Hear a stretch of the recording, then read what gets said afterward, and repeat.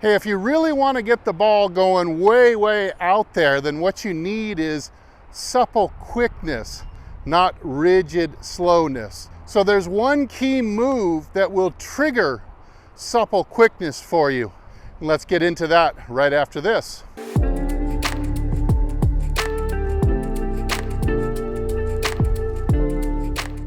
So once I got into a discussion with legendary teacher and long ball hitter Mike Austin, one of my mentors, and we were talking about supple quickness and how you would trigger that. Especially, I asked him, what do you feel like starts your swing? What are you thinking about to trigger your downswing?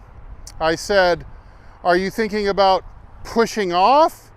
And he almost hit me. He said, no. I'm thinking about not pushing off, that's slow.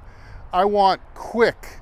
What I think about when I want to be quick is stepping down, not pushing off. Now we know that there is a push off with these muscles and pushing force down into the ground. However, his focus was on taking this almost weightless left foot that he had at the top of the swing and stepping down. Now specifically, he was going to step down into his heel and then quickly move to the outside of his heel, just like this. And really that stomp, like you see in this Nicholas swing that I'm showing, this stomp action makes the weight all get into the left side, almost so much that it makes the right side virtually weightless. You see, once I can step down this way and I step over to the left foot because of that, this leg is almost free to detach and almost swing around like a discus thrower. Now, Mike felt that establishing that good firm step down created a brace that we could hit against. In other words, that step down would cause our torso to start wheeling into the ball this way, and it would give us fast hands. So with more stability, more rotation, it almost feels like we can be fast, that our arms and hands are absolutely flying through the ball. Now here are 3 keys to maximizing this quick step down move. Number 1, notice I've got the chair behind me. We're going to use this for both feedback and so you can visually see what I'm doing with joints.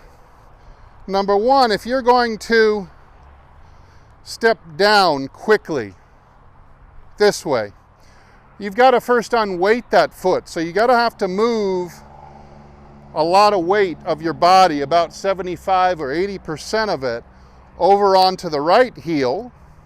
So you can get that heel lifted off the ground at least a little bit. You got to unweight this foot if you're going to step down on it. You're not going to be able to step down if you've got one of these styles of swings.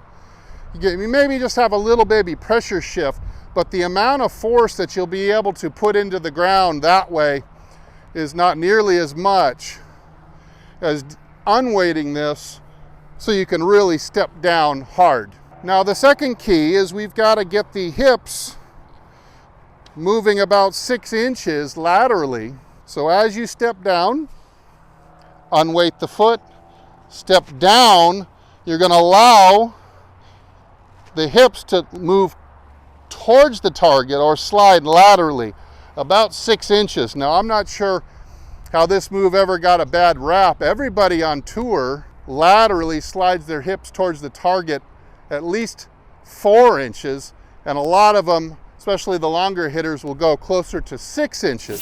Now from the up the line angle, you'll be able to see the third component of this quick step down. So here's the unweighting. Here comes the step down into the heel, moving the hips laterally about 6 inches. You're also going to see I moved the pelvis backwards away from the ball about 1 inch or 2. That assures that I get on my heel, and notice I can actually stick my toe up in the air just a little bit as I'm raising the chair leg off the ground. Now once we can get our weight moving into that portion of the left foot and doing it quickly. Unweight it, step down quickly, and that will trigger the whole thing. You want to really groove, making the left hip and butt cheek swing into this exact point in space to clear the hips, cause the torso to rotate faster, and that's what's going to set up that bullwhip effect of fast hands. Now let's take a look at the step down from this angle.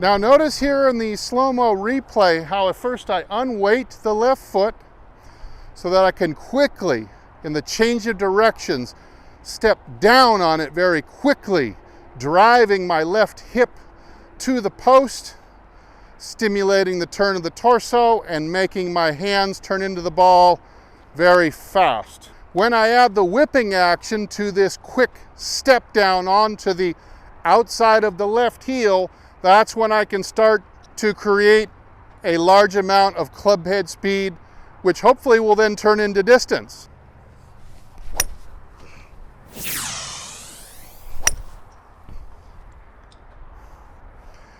So when you're ready to create more club head speed, remember, unweight the left heel so that you can quickly step down into the heel, post the hip, and get your body turning and whipping quickly. So I hope focusing on this will get you to attain higher and higher club head speeds and more distance.